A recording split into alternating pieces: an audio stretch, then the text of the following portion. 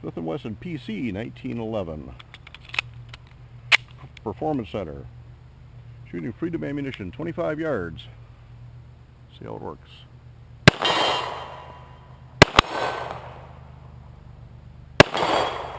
Try an 8. Try the other 8. Try a 10. Back to the silhouette. And let's do that 8 one more time. Or not. Didn't stay open on the last round. And that's again with that Seatronics Products Magazine. I've had some trouble with that one. The element scandium is extremely rare, and because of its rarity, it's also extremely expensive. Smith & Wesson markets several guns with what they call a scandium frame. Obviously not pure scandium. It's actually an additive to aluminum. It's used in the aerospace industry, and it's also used in sports equipment such as baseball bats and lacrosse sticks and so forth, but only in a very minor amount. The scandium in the aluminum frames on Smith & Wesson's is much less than 0.5% of the actual weight of the entire frame. However, it does add strength to it, at least from what I've been able to read, and Smith & Wesson has capitalized on that by marketing a number of guns with scandium frames. I happen to have 2 of them. Of course, they're 1911s because we're still in the great affordable 1911 series.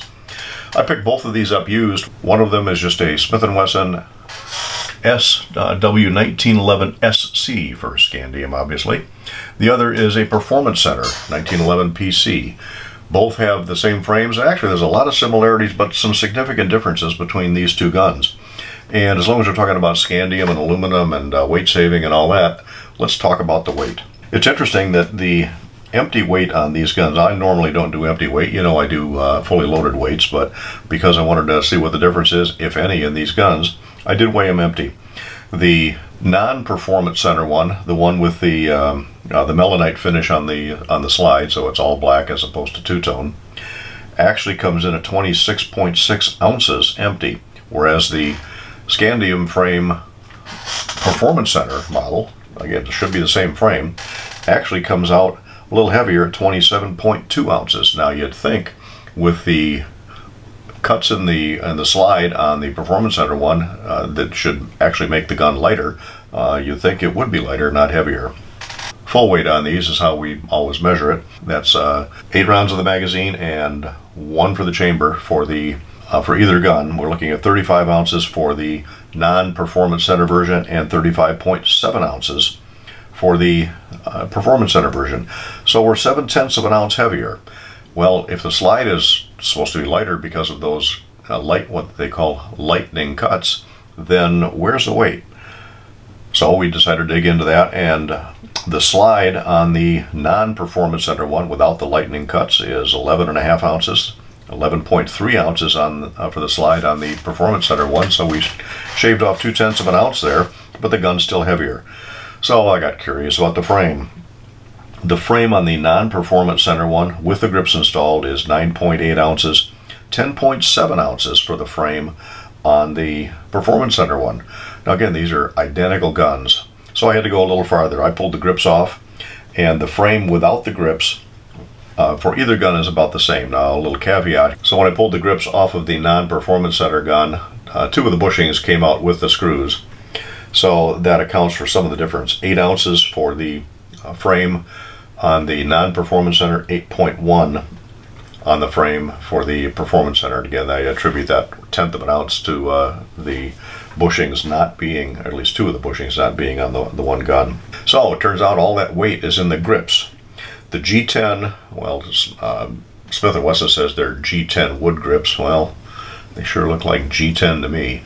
I don't see wood there, but I do see nice wood on the E-Series non-Performance Center one. But that extra weight comes in just the grips. So it's amazing what difference just a little bit of grip material will make. So weight aside, there are similarities and differences on these guns. Obviously, differences being the looks of the slide with the cutouts on the on the Performance Center, and they're there more for decoration than anything else at this point, and of course a good way to get grit in there if you're in a dirty environment. Whereas the, you can also use those as forward cocking serrations if you wish to, but they're a little harsh to do that. The non-Performance Center one does have fish scale forward cocking serrations, just like the E series we reviewed back in, what was it, part 2 I think it was. And of course the fish scale cocking serrations on the rear of each one, and yeah, I know it's got the external extractor, not for the purist here, okay? Let's see some other similarities and differences. If you look at the right side, the non-Performance Center one, it just says SW1911 SC, and the slide is bare, whereas the Performance Center one has a Smith & Wesson logo, and of course it has a billboard reminding you that this gun can be fired without a magazine in it. Whereas the other side of the Performance Center one, just Smith & Wesson, and made in Springfield, Massachusetts, and here's where the non-Performance Center one gets the Smith & Wesson logo and gets the billboard reminding you that you can still shoot this with a magazine out. Both of these guns have ambidextrous safeties. Both of them have checkered mainspring housings, and they're about the same. In fact, they look identical, and probably are. On the front's a little bit different though. The non-Performance Center model has fairly coarse checkering. It's definitely assertive, and it feels like it's probably somewhere around 25 lines per inch, whereas the checkering on the Performance Center is much finer, and it's advertised as being 30 lines per inch. So again, more aggressive checkering on the non-Performance Center, a little smoother checkering on the Performance Center one. Let's see some other similarities or differences. Oh, by the way, you're going to pay about $100 more for the Performance Center model than you are for the non-Performance Center model. And actually, the manufacturer's suggested retail price is about $140 more for this than for this one. Now, for that, of course, you get less metal in the barrel, but it does take a little more machining work to make that happen. But everything else is pretty similar on this, with a couple more exceptions. You don't see it here unless you look real close. You look on the non-Performance Center one, and you can see on the front sight that it looks like it might be a night sight, and it is. Tritium sights on the less expensive gun, just plain old 3-dot sights on the more expensive gun. Go figure. Well, they had to cut back somewhere to save the cost of some of the other improvements on this. Smith & Wesson markets the Performance Center model as having a precision crowned muzzle. Well, again, I'm not really sold on that. If you look at the difference between the non-Performance Center one has a very nicely crowned muzzle that's actually flush with the barrel bushing, whereas on the Performance Center one, it does not appear to have a significant crown to it, and it's not flush with the barrel bushing. But one big difference here is the Performance Center model has what Smith & Wesson calls a spherical barrel bushing. It looks an awful lot like a Briley bushing. It's not stamped Briley, but it does look like something that would come from them. Smith & Wesson advertising says that the barrel is throated on the Performance Center one, and when I look at the chambers side by side, it looks like it might be a little bit enlarged in the barrel throat, but I don't see a lot of difference there. Action job, and we'll come back to that here in just a minute. And other than that, everything else is the same on these. The parts are interchangeable in a lot of the components. I like the top of the slide on this. It has the flat top slide with serrations on it, allegedly to cut down glare. I've never had a problem with a round top slide, but it's a nice attractive touch. Other than that, so they say action job, and I won't disagree with them there. Now, I've got a couple other Performance Center guns. I won't get into the details here, but I got a couple different revolvers, one of which I ended up sending off to Mojo Custom to have Joe do his magic on it, and after several $100s later, it now feels like it should have come out of the Performance Center. It very nicely done. I've got another one that's going to go to him. So I haven't been real impressed with Smith & Wesson Performance Center actions. However, the action on this particular gun, which by the way has been safety inspected and is unloaded, the action on this particular gun is nice. The trigger on this averages out at just over 3 pounds 8 ounces. There's a little bit of take up, but it's smooth and nice. Hardly any movement. It's almost like an on-off switch.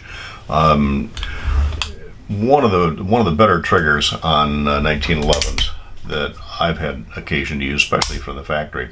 And of course, both of these guns have over travel stops on them, so there's virtually no over travel. Crisp, clean, 3.8 ounces average.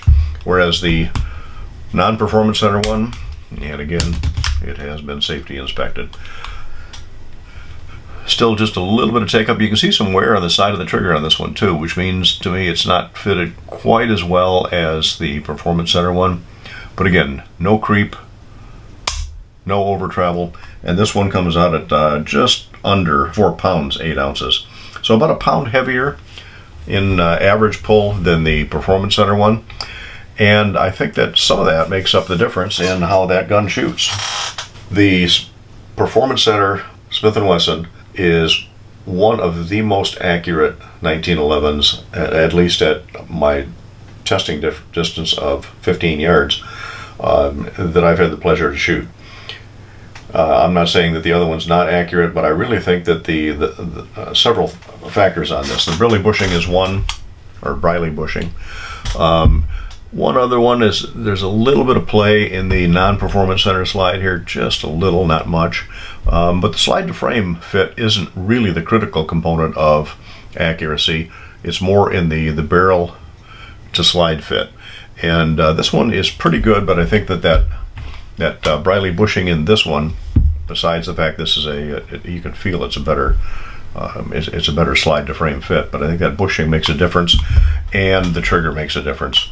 Really happy with how accurate the Performance Center one is, and you'll notice that the non-Performance Center one was shooting a little bit to the left in the at the 3-inch circle at 15 yards, but also on the plates. And unfortunately, this is probably why I got such a good price on this. The rear sight, you can see just a little off to the left, and you'll notice on the right side that somebody took a punch to it.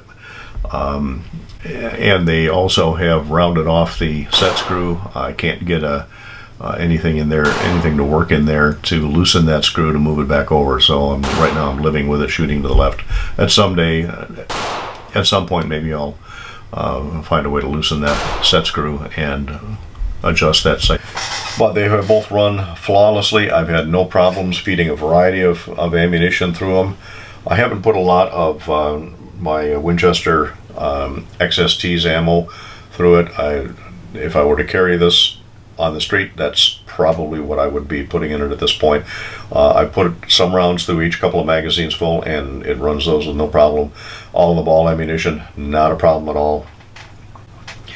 And as you can see, these guns do work on the plates at 12 yards, at 25 yards, and at 50, although the Performance Center gun shoots much better at 50 yards than does the non-Performance Center gun. Had a little trouble hitting the 10-inch plates with the standard Smith.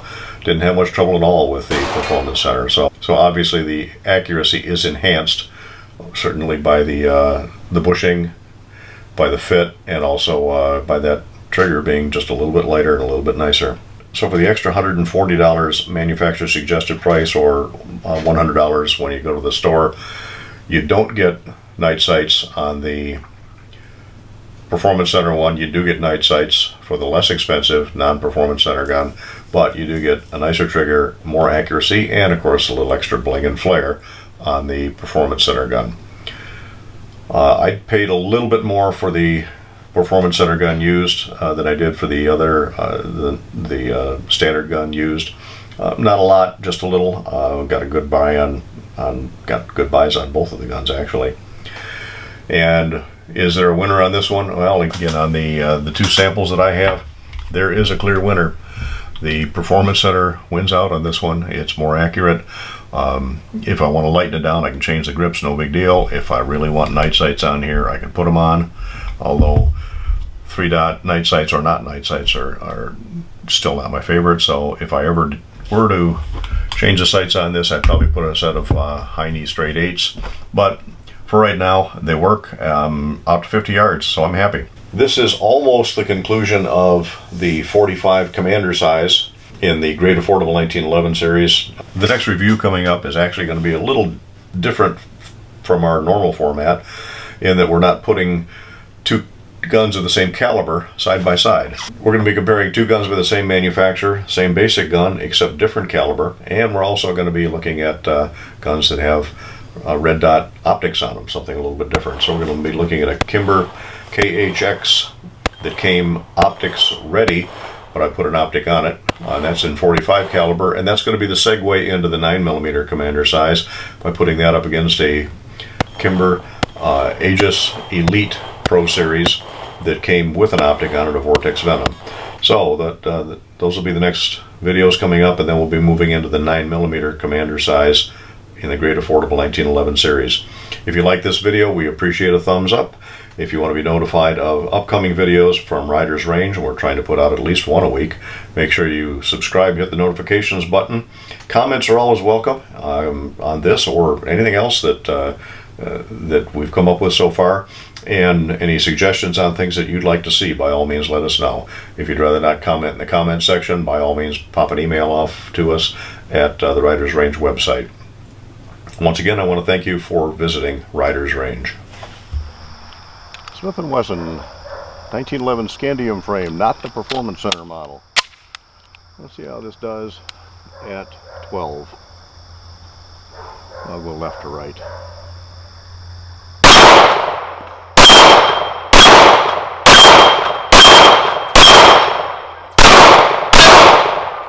Performance Center. This one was dead on. Let's see how this one works.